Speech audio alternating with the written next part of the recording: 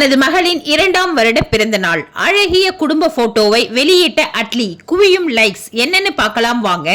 தமிழ் சினிமாவில் பிரம்மாண்ட இயக்குனர் ஷங்கரின் உதவியாளராக இருந்து தற்போது தனக்கென ஒரு அடையாளத்தை உருவாக்கியவர் அட்லி.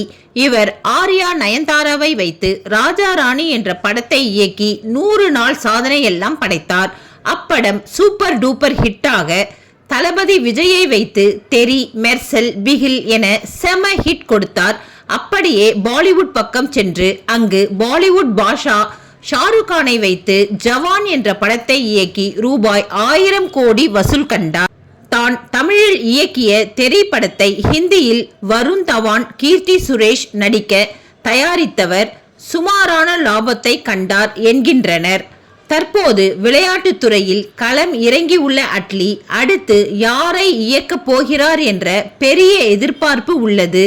இந்த நிலையில் இயக்குனர் அட்லி தனது மகளின் 2வது பிறந்த நாளில் வாழ்த்து கூறி அழகிய குடும்ப புகைப்படத்தை வெளியிட்டுள்ளார். இதோ அந்த புகைப்படம்.